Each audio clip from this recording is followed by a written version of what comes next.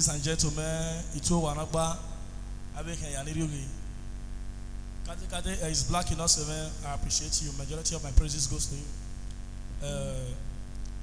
I would have not interpret or introduce myself anymore, but no matter how popular you are, there are some persons who still doesn't know you.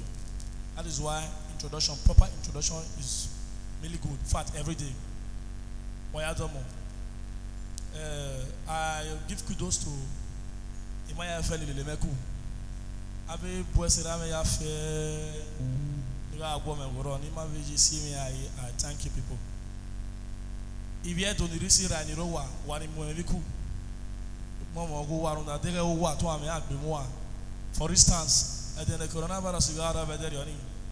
Mamagaku, and may not even when I have any area, or I'm a table on I will know where unless I know you Bermudia, KVC, the sent my Yagaji, and I will call on I will meet up Barobo. Now, I will go with him at the one and Ania, but we are supporting ministry argument. Either you call me directly or you call Is Black. We are one, we are all together. Is Black and probably give you my account number. I can also give you my house as well. So we are supporting me where Is Black. These things we are doing, we need financial support. Thank you very much. So let's go. I still go by the name Donasin Ho Omebo.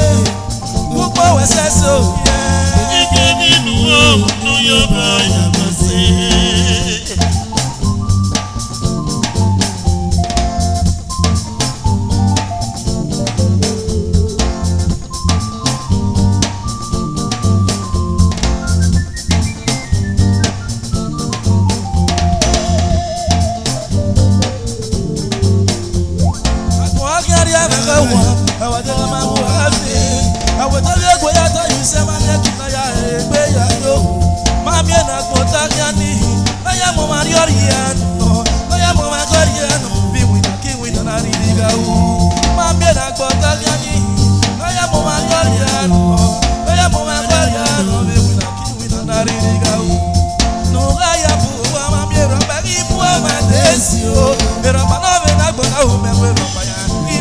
Lawo was a man, we don't know your papa. You were there, when you're Naga Monase, Naga Monoso, Naga Monena Bakuevo, and Dugunaje.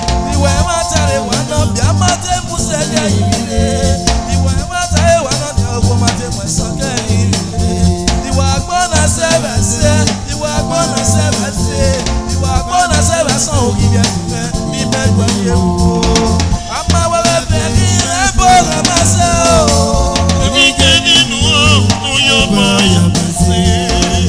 Sukujo, Mariti, everywhere you're my own. What are you? I will tell you what you say, my baby. I give you a man, I you what I give you a man, I you what's up. I give you a man, I you what you are gonna say, oh, yes. When you are the good boy, when that's so far. You gave me your boy, there's a good job. Where it's your baby, where your mother. You gave me your boy.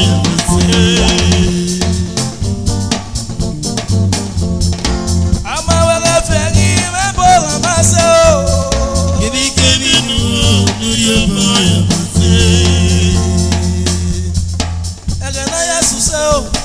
Aganaya so Aganaya the Lord deity I'm ya Aganaya so Aganaya so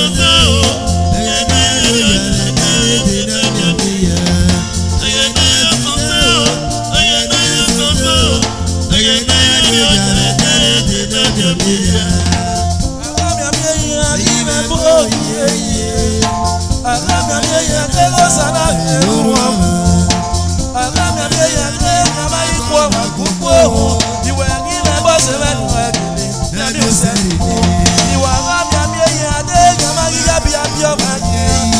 in a boss of you are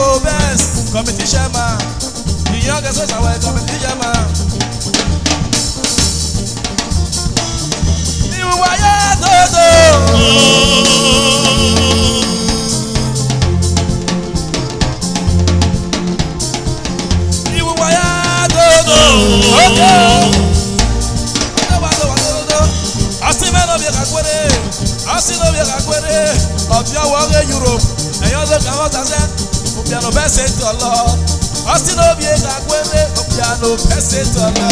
Austin Obia Kakwere, Austin Obia Kakwere, Obiano Pessetolo. Come on. Obiano Pessetolo.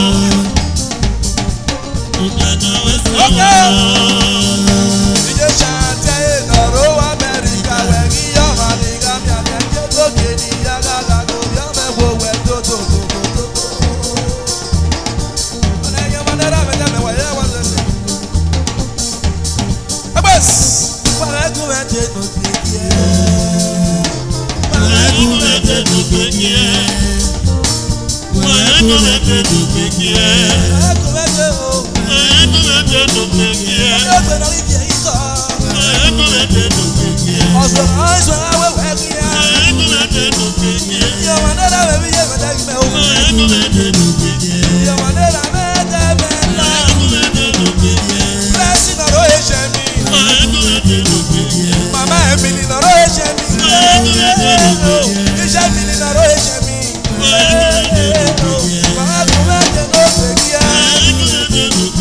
trust nobody, no explain. Suzanne, do give me no be my swear. Suzanne, do give me no be my swear. Richard Master, no go. Pastor Richard, no go. Baro Italy.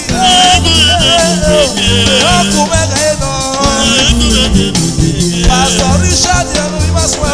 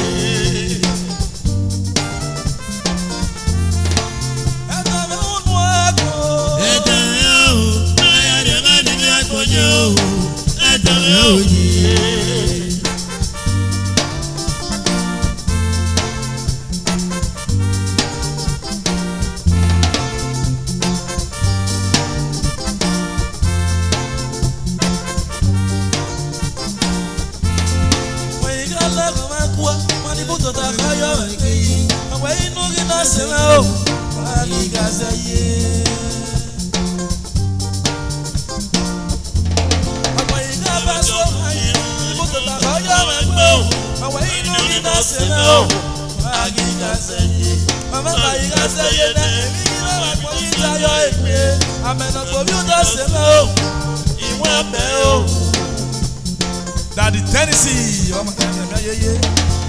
Tennessee, no Europe. Era no que ya no yo, yo por un mes de su meme miau. Étame un nuevo.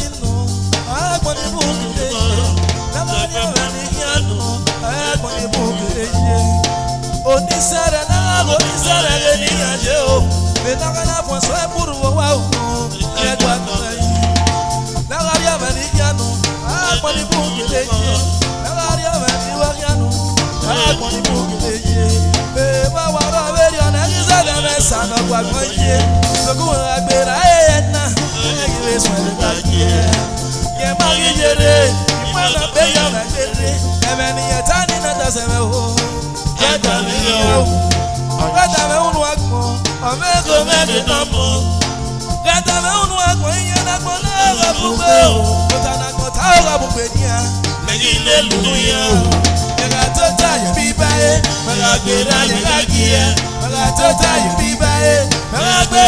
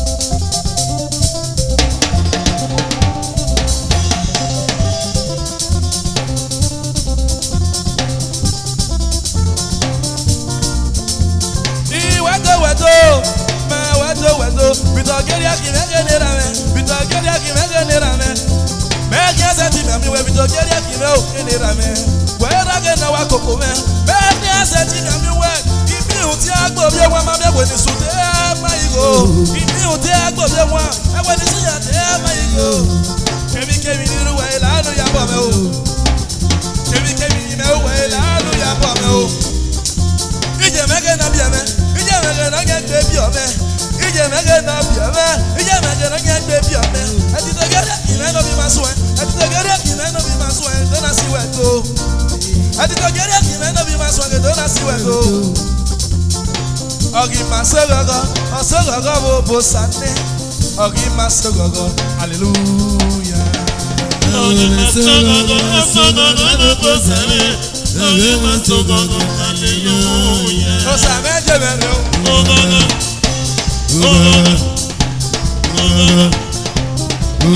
osame jebere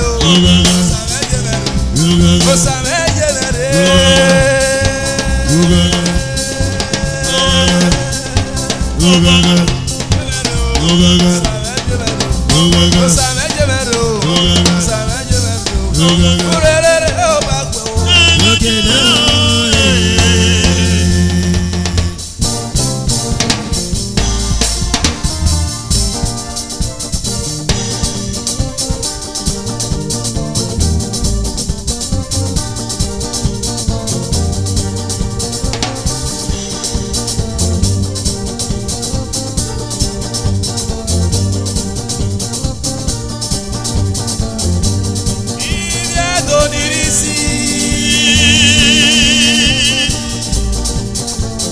Bove balenia, me da lo que ya dio wa. Ave su ya fe ba be gele su. E ya fe si akompanya agba de sageni awon. Fe nu wa ya ke we botore. Asegi ya wa ya gbe. Osogi ya wa ya gbe. Omo wa be gi je ku wa. Asegi ya wa ya gbe. Osogi ya wa ya gbe. Omo ba be gi je ku wa. Wa jo tu wa aso wa o.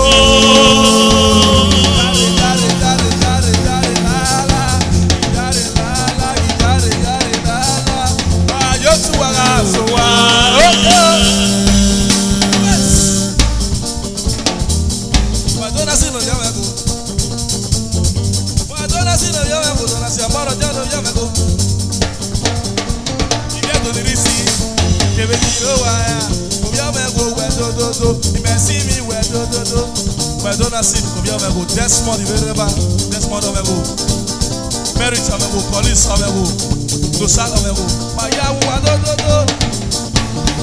Avec les mecs qui sont dans la maison, il y a un peu de voyage.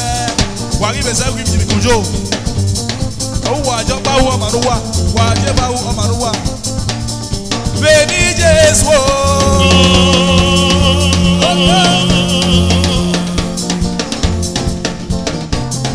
Beni Jesu. Yes. Ado wato. Masi wale kaludo. Masi wale badalilari. Masi wale abuja lewebo. Akole mi na je ya ji na gwa oku egbegbo. Agbon ki o ba gbe. Agbon ki o ba gbe. Ege agbon ki o.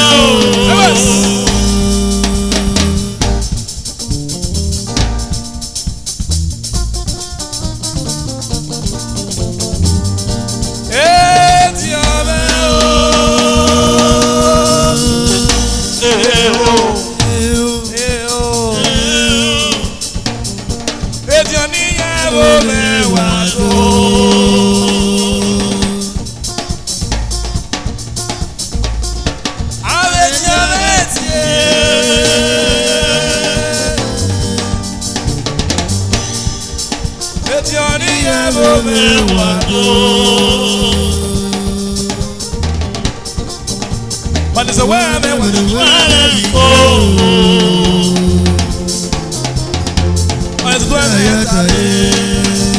a way I mean,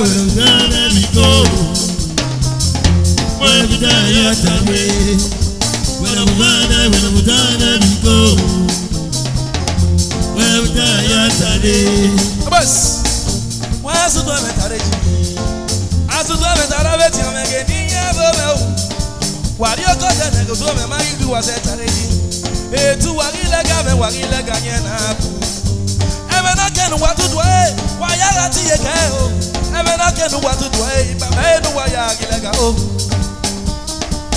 abe ti o me ni ye bo me o utu me ma yi wa za tare o pani so wa me when I'm done and go wa su tu e me tare Amigo no masigo. Amigo no masigo. Ya me voy botando me boa. Apa na maya manu. Aya zao. Pasu tu eventa reni.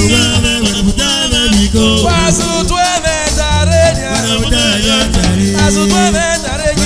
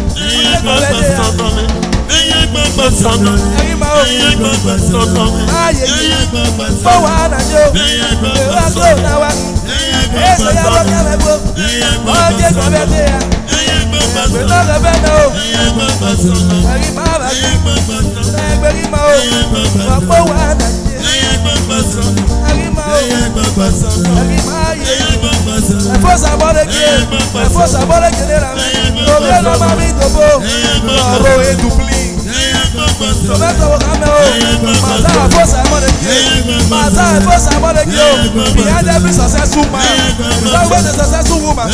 Behind every successful man, there's always a successful woman. Màtá ẹ̀fọ́ sàmọ́ lè ké. Wọ́n ní bẹ́ẹ̀ ní ẹtí àsọ̀ tẹ́lẹ̀ o. Màtá ẹ̀fọ́ sàmọ́ wò kàn yín. Wọ́n ní bẹ́ẹ̀ ní ẹtí à o. Màmá o, ẹgbẹ́ mi ma o. Ẹ̀yin ma.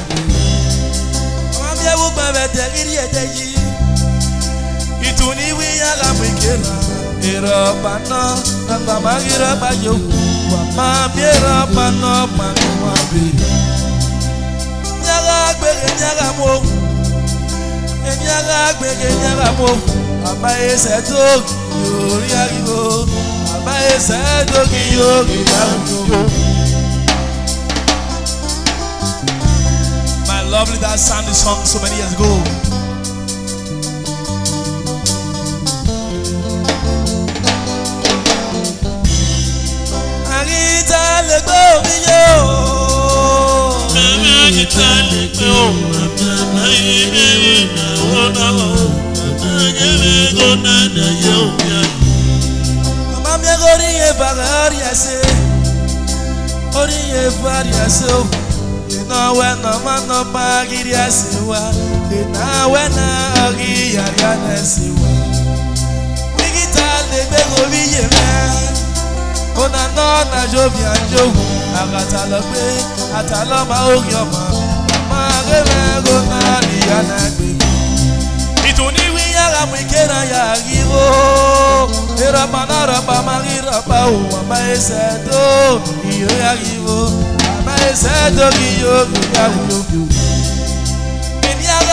Enyara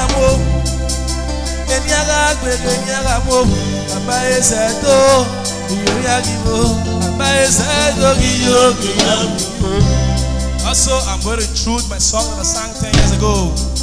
Immediately, I lost my father. I know many of you must have forgotten the song. Let me remind you.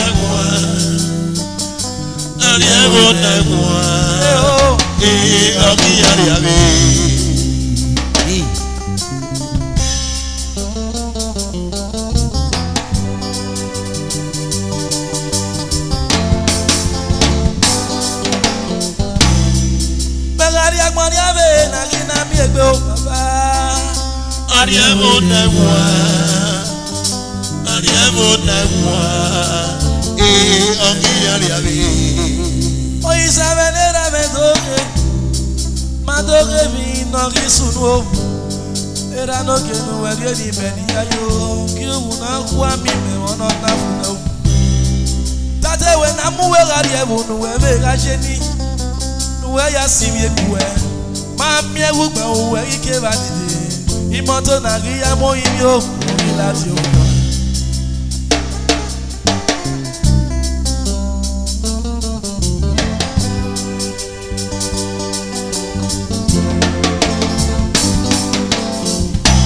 So mawati agbon ariawe baba la wonu la moro giro la no la moro giro la wo la moro giro Maga ila moro rene o papa Isora te wa mama nu kegede Iga gi mi bobo Ize gete we Iga mi biscuit no ni ngite we baba o Otara segi mu we you kegbe Megi swa be gaja we yakuo Me isora te we mama nu kegede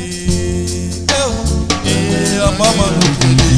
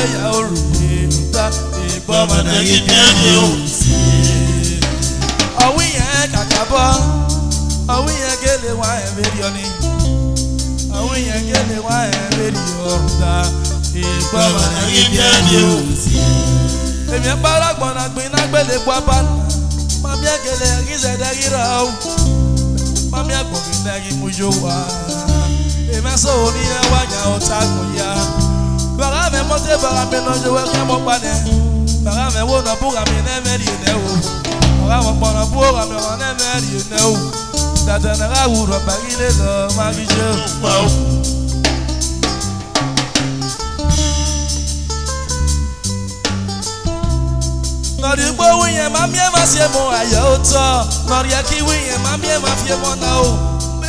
O ma no ri e mi ibo. Do ma no ga ri se mo na. Benera me wu e yo na be we na derio. Ma mi benera me gele wa fi ani. Ona si mai ma so to. Me na te gele we ga no. Okay, we me not have a seven top on you. Ni sunu we ni atiera mere o. Magi seke na mwera le. Zeso. Itiera me go magi kwenye. Iga evo to magi kwenye. Me mo da iso ke igare o. Igi mo di o to ipa me ni we ne rokuwa. E o. Vera me.